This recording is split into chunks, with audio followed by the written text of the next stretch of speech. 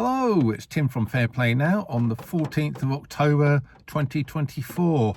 And as you can probably tell from the hoodie and the grey and the wet and the slightly less exotic environs of Crawley here in Sussex, that I'm home and had a good flight home. All happened very nicely.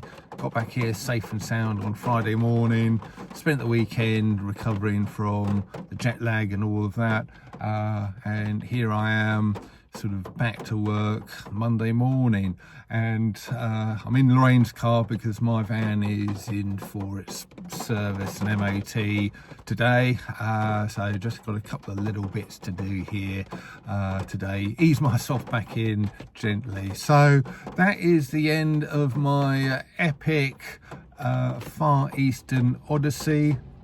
And boy, oh boy, have I got so many stories, so many experiences, so many things I've seen, so many things I've done, so many insights, and it's just been absolutely fantastic. And I can't recommend sort of just getting out there and travelling highly enough. It doesn't have to be miles and miles away like that. Even if you sort of keep yourself to this country, there's so many hidden gems to explore.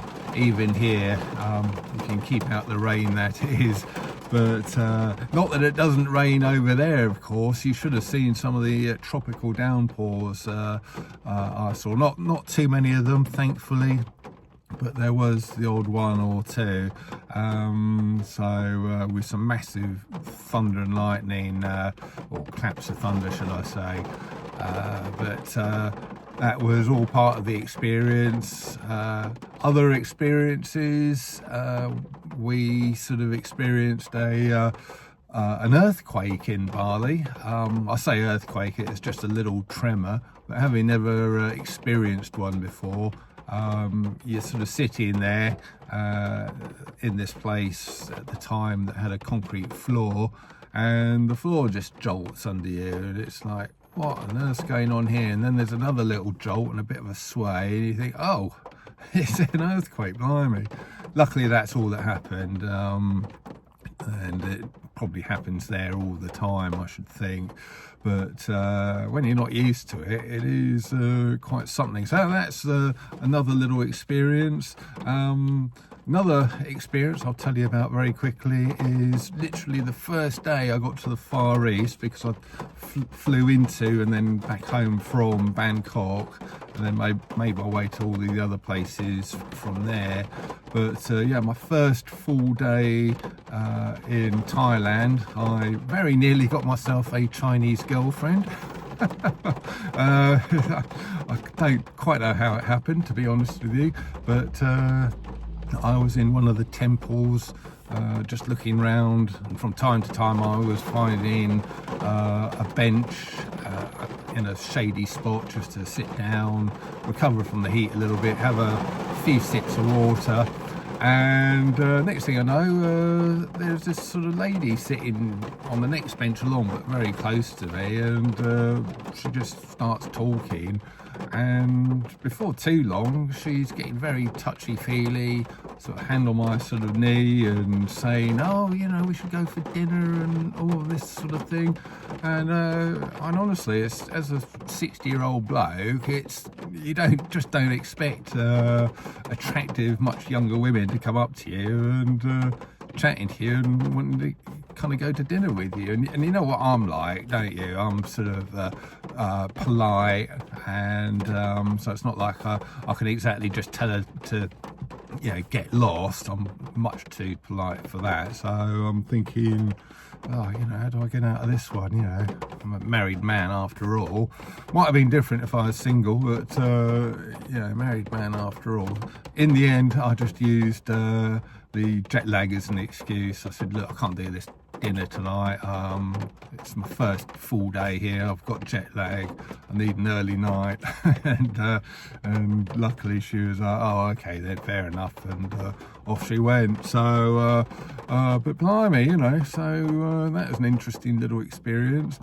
And Just one thing I'll relate back to what I normally talk about is if you've ever been to the Far East, you'll know that the humble little motor scooter, you know, your little 125cc Lambretta type motor scooter, although they kind of use the more modern looking Japanese equivalents out there, but they are the ubiquitous form of transport, and you won't believe what goes on those things. They load them up, you know, tradesmen load them up with their sort of step ladders and tools on the back. Other people look like they're moving house. They've got great big bags of heaven knows what inside them. Farmers have got sort of great long branches of stuff cut and laid across the pillion seat and the racking on the back. I even saw one guy who was some kind of street food vendor, had like a whole kind of cooking and food storage arrangement on the back. They kind of make up sort of racking out of tubular steel and then mount the, you know, the paraphernalia on the back there with things hanging off, pots and pans hanging off of hooks, and off they drive, you know. Whole families on a motor scooter, dad driving, mum on the back, one of the kids, little kids sort of in between mum and dad, with mum holding on to them, the other slightly older kid sort of on the front, kind of just standing there hanging on to the handlebars sort of thing.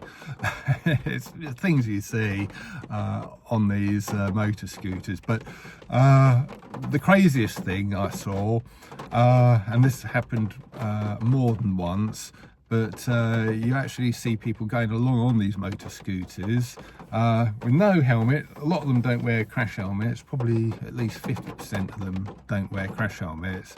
But no crash helmet, but muzzles. Oh, honestly, you know, you've never seen anything so crazy. So you don't wear something where there is a very likely chance that you need that kind of protection, but you wear that where you've got almost zero chance of needing the protection that offers, or supposedly offers. So yeah, just a real crazy, you know, I suppose sort of a bit of cognitive dissonance going on there. Unbelievable, really. But yeah, I still haven't really got back into the freedom stuff. I'll start looking at some of my Telegram groups and see what the latest craziness is at the moment. Start looking at some of my usual things, and then start making videos talking about my insights, as is my way. So really the purpose of this video is to say I'm back, to, you know, tell you I'm back safe and sound, and yeah, fully refreshed and energized and ready to carry on the good fight, really. There is a talk, or series of talks, going on at Tisbury, the place near Stonehenge, where I've been a few times in the past to do some filming. I'll be there filming, but there are some, you know, pretty good speakers there who will be sort of talking about all sorts of great stuff. I'll tell you a little bit more about that tomorrow or Wednesday, but it's happening next Sunday, which is, what's that going to be, the 20th, is it? I think, anyway, this coming Sunday, but I'll tell you more about that in an upcoming video. So I'll leave it there. Good to be back, good to be sharing my insights with you again, and yeah, that's it. Tim from Fair Play Now, thanks for watching.